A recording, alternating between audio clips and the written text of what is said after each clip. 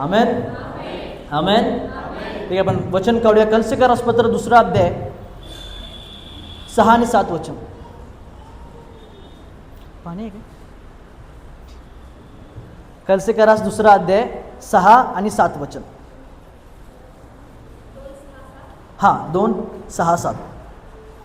तर ख्रिस्त येशू जो प्रभू त्याला तुम्ही अंगीकारले तसे तुम्ही त्याच्यामध्ये चाला. त्याच्यात मुळावलेले असून तुम्ही त्याच्यात रचलेले व तुम्हाला शिकवल्याप्रमाणे विश्वासात स्थिरावलेले असे व्हा आणि उपकारस्तुती करण्यात फार वाढा. तुम्ही ख्रिस्तामध्ये, सोप्या शब्दामध्ये पौल शिकवत आहे की तुम्ही ख्रिस्तामध्ये काय करा? मुळावले जावा. प्रत्येक फळ जे आज आपण खातोय ते फळ असंच नाही पडलंय का शेतकऱ्यानं जमीन घेतली, त्याला नांगरलं, समजायले, नांगरल्यानंतर त्यामध्ये त्याने बी पेरलं. आता जर त्या बीला फळ द्यायचंय तर तुम्हाला काय वाटतं की त्या बीला जर फळ द्यायचंय त्याला काय करावं लागेल? पहिला ख्रिस्त नावाची जमीन आहे, त्या ख्रिस्त नावाच्या जमीनमध्ये बप्तिस्म्याच्या येशूच्या विश्वासाद्वारे आपल्याला पेरलं गेलेलं आहे. आता जर मला माझ्या जीवनामध्ये फळ द्यायचं आहे, मी फक्त पैशाविषयी बोलत नाही, आशीर्वादाविषयी बोलत नाही, सर्व बाजूने एक शांतिमय जीवन जगायचं आहे, तर मला काय केलं पाहिजे? समजा एक शेतकरी त्यानं बी पेरला आणि त्याची अपेक्षा आहे की बी पेरलंय माझं बी, मी जे पेरणार आहे त्याचं रूपांतर झाडात व्हायला पाहिजे, ते पसरट बनायला पाहिजे आणि ते उभं व्हायला पाहिजे आणि ते मला फळ द्यायला पाहिजे. ती गोष्ट शक्य नाही. Hallelujah hallelujah.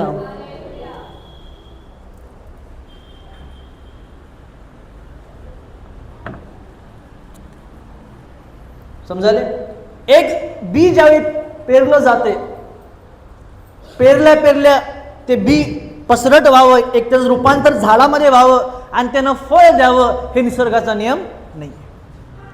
बायबल सांगते, पौल म्हणतोय ख्रिस्तामध्ये मुळावले जावा. याचा अर्थ ख्रिस्त जी जमीन आहे त्याच्यामध्ये विश्वासाद्वारे जी आपली पेरणी झालेली आहे, आज आपली इच्छा आहे की मला आशीर्वाद पाहिजे, मला फळ पाहिजे, मला आरोग्याचं फळ पाहिजे, माझ्या घरात माझा नवरा चांगला पाहिजे, याचं फळ पाहिजे, माझी बायको चांगली पाहिजे, एक मला फळ पाहिजे, मला असं पसरायचंय. आपलं लक्ष पसरण्याकडे लागलेलं आहे. पण बायबल सांगते, पौल म्हणतोय की पहिला ख्रिस्तामध्ये मुळावले जावा. ज्या झाडाचं मूळ जमिनीमध्ये खोलवर नाही ते झाड सर्व काळ फळ देऊ शकत नाही. Hallelujah hallelujah. ज्यावेळी पाऊस आता सुरू होईल काय झाडं पडून जातील. पाऊस सुरू होईल काय झाडं पडून जातील. का? सगळ्या झाडांनी तितकंच ऊन घेतलेलं आहे, सगळ्या झाडांनी तितकीच थंडी सहन केलेली आहे.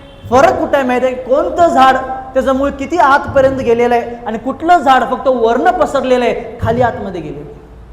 आपलं लक्ष आज ख्रिस्तामध्ये कशाकडे आहे?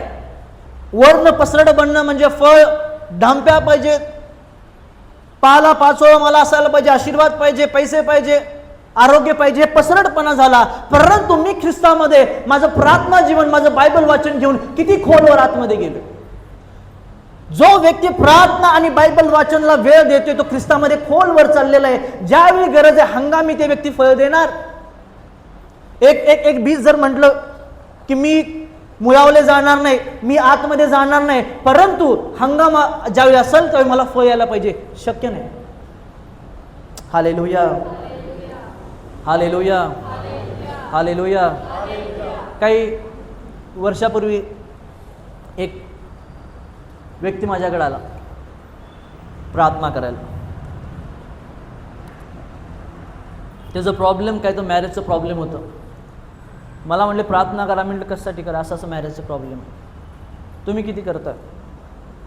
मी सकाळी पण सांगितलं. ते म्हटलं मी 15 मिनिट करतोय. म्हटलं तुमच्या अपेक्षा काय, मी काय करायला पाहिजे? मला म्हटलं तुम्ही सामर्थ्य प्रार्थना करा. मी म्हटलं संसार कोणाला करायचा आहे? हालेलुया. संसार कुणाला करायचा आहे? मला तुमच्या बायको संग संसार नाही करायचा. म्हटलं तुम्हाला करायचा आहे. ज्याची इच्छा आहे हे बघा, शांती, आनंद, भरभराटी, आशीर्वाद, आरोग्य, समाधान, पैसे, हे एक सगळे फळासारखे. आणि आपण एक बीजासारखं आहे. जर इच्छा आहे की मी एक बीज आहे आणि माझ्या आजूबाजूला हे सगळे फळ असायला पाहिजेत, तर माझं काम आहे एक बीज म्हणून की ख्रिस्ताच्या जमिनीत मला पेरले गेलेलं आहे. प्रार्थनेद्वारे, उपासाच्या द्वारे, समजायला आज्ञा पालनाद्वारे, वचनाच्या द्वारे मला माझी मुळे ख्रिस्तामध्ये मजबूत करायचे. पौल काय म्हणते, 7 वचन वाचा. हा. त्याच्यात मुळावेले असून तुम्ही त्याच्यात रचलेले व तुम्हाला शिकवल्याप्रमाणे विश्वासात स्थिरावलेले असे व्हा. हा बघा काय लिहिले, असे व्हा. म्हणजे तुम्ही करा, परमेश्वर तुम्हाला मिळवलेलं बनणार नाही. देवा मला अजून तुझ्यामध्ये खोलवर जायचंय. परमेश्वर म्हणणार बायबल दिले ते वाचायला सुरू कर पहिलं. देवा मला अजून आत्म्यामध्ये खोल आहे. बघा तुम्ही येशूकडे आला, आम्ही सेवक लोक प्रार्थना केले, छोटे मोठे चमत्कार तुमच्या जीवनात घडतील. पण लॉंग टर्म साठी जोपर्यंत पृथ्वीवर जिवंत आहे तोपर्यंत जर तुम्हाला आशीर्वादित जगायचं आहे, तर महत्वाची गोष्ट आहे, एक बी जर तुम्ही आहे तर तुमचं काम म्हणते की ज्या जमिनीत पेरलं गेलेलं आहे, खत आणि पाऊस सगळं तुम्हाला मिळेल, पण तुमचं काम आहे की माझी मुळं मला खोलवर न्यायला पाहिजे. हालेलुया. असं काय होतंय की ज्यावेळी नवीन लोक ख्रिस्ताकडे येतात त्यांच्या जीवनात चमत्कार होते. ज्यावेळी नवीन असतात 2 महिने 3 महिने पुष्कळ साक्षी होतात, पण 3 4 6 महिन्यानंतर त्यांच्या जीवनात चमत्कार व्हायचं बंद होते. परमेश्वर ओल्ड मॉडेल झाला का? परमेश्वरचा रिचार्ज सप्लाय काय? देवाचा नेट पॅक सप्लाय काय? नाही. बायबल सांगते परमेश्वर काल आज युगांत सारखा परमेश्वर आहे, तो बदलत नाही. जे त्याचं सामर्थ्य सुरुवातीला आहे तेच सामर्थ्य शेवटपर्यंत आहे. फरक कुठं होते? ज्यावेळी आपण नवीन आलो असतोय त्यावेळी आम्ही सेवक तुमच्यासाठी प्रार्थना करतोय. जसं एक बी ज्यावेळी आणलं जाते की नाही, ते बी फक्त असंच टाकत नाही, त्याची नांगरणी केली जाते. ते जमीन नांगरतात, त्याला भुसभुशीत करतात, मग ते बी त्यात टाकतात. तसं तुम्ही नवीन ज्यावेळी येताय, जे नवीन साक्षी तुमच्या जीवनात घडायला लागले, जे नवीन चमत्कार तुमच्या जीवनात घडल्यात, परमेश्वर तुम्हाला तयार करलाय तुम्हाला पेरण्यासाठी. विचार करा, एक बीच्या जागी स्वतःला ठेवून बघा. एक शेतकरी जाऊन एक बी विकत आणला आणि ते बी बघायला की आपल्याला त्यांना आणून पोत्यात ठेवले, आत स्टोर रूम मध्ये आपल्याला ठेवले, आपल्यासाठी जमीन नांगरायला लागलेलं आहे, आपल्यासाठी जमीन भुसभुशीत करायला लागले, आपल्यासाठी औषध मारायला. आणि बरोबर काय होते, थोड्या दिवसांनी ते शेतकरी ते बी जमिनीत टाकतोय. आता ते बी विचार करत असेल की आतापर्यंत येणं माझ्यासाठी सगळं केलं, रोज मी बघायचोय जमीन काय तर माझ्यासाठी नांगरायला लागलाय, माझ्यासाठी औषध टाकायला, फर्टिलायझर टाकायला, काय काय काय काय चालू आहे. आता इतक्या दिवस झाले ना मला जमिनीत फेकलंय, माझ्यासाठी काहीच करेना. हालेलुया. जमिनीत फेकूपर्यंत शेतकऱ्याचं काम आहे. जमिनीत पडल्यानंतर त्या बीवर आहे की मला मुळावलं जायचंय किंवा उन्हाच्या भट्टीमध्ये तापून मला माझं अस्तित्व सपवून घ्यायचं. बायबल सांगते की परीक्षेत पडू नये म्हणून जागृत राहून तुम्ही प्रार्थना करा. जो व्यक्ती ख्रिस्तामध्ये आहे परंतु जो प्रार्थना करत नाही, वचन वाचत नाही, त्याची मुळं ख्रिस्तामध्ये वीक आहेत. आणि ज्यावेळी अडचणी येईल त्यावेळी त्याला अपेक्षा असेल की परमेश्वर मला आशीर्वाद देईल, किंवा त्याला अपेक्षा असेल की माझ्याद्वारे काहीतरी फळ बाहेर येईल, त्यावेळी ते येणार नाही. का? ज्यावेळी हंगाम होता, ज्यावेळी वेळ होती मुळावले जाण्याची, त्यावेळी प्रार्थना केली नाही, बायबल वाचन केलं नाही, फक्त चर्चमध्ये बसून घरला गेले. हालेलुया. हे बघा, जे व्यक्ती येशूवर विश्वास ठेवत नाही आणि आपण जे येशूवर विश्वास ठेवते, काय फरक आहे आपल्यामध्ये त्यांच्यामध्ये? जर आपण चर्चमध्ये बसून प्रार्थना करत नसेल, जर चर्चमध्ये बसून आपण बायबल वाचत नसेल, जर चर्चमध्ये येऊन आपण पवित्र जीवन जगत नसेल, तर आपल्यामध्ये आणि बाहेर असणाऱ्या लोकांमध्ये काय फरक नाही. फरक फक्त बिल्डिंगचा राहिलाय. हालेलुया. फरक फक्त बिल्डिंगचा राहिलाय.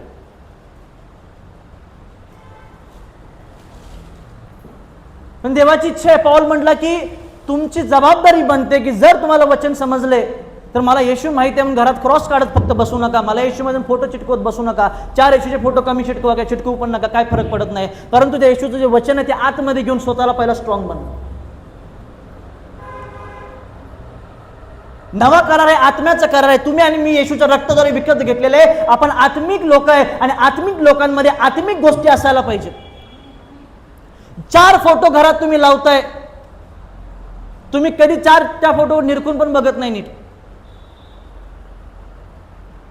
हालेलुया. आता मला सांगा, हे फोटो किती वर्ष आहेत? 3 वर्ष.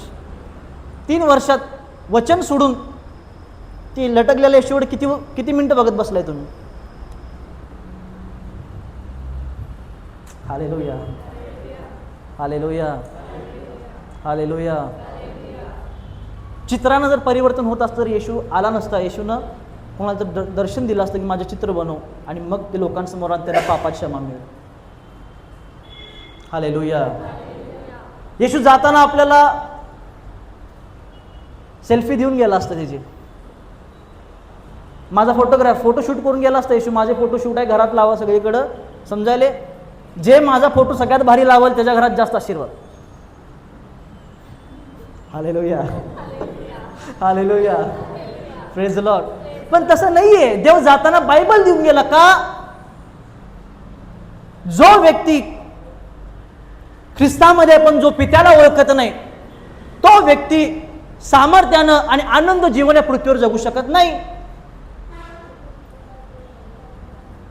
समजा मी इथं कधी आलोच नसतो प्रचाराला, आणि माझा फोटो दाखवून तुम्हाला म्हटलं असतं की हे फोटो बघा आणि मला सांगा हे व्यक्ती कसा आहे.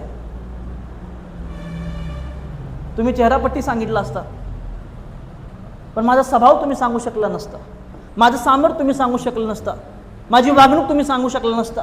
म्हणून परमेश्वर वचन का देऊन गेला माहिती आहे का? यासाठी नाही की ती वचनं काढायची आणि घरात चिटकवायची. चिटकू नका असं नाही, चिटकवा काय अडचण नाही, पण जितकी 4 वचनं घरात आहेत त्यातली 2 वचनं आतमध्ये असायला पाहिजे.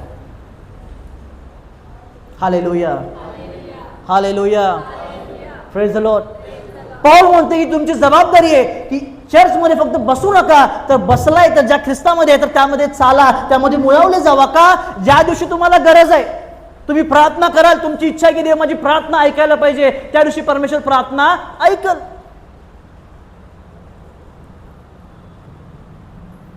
Hallelujah, hallelujah, hallelujah.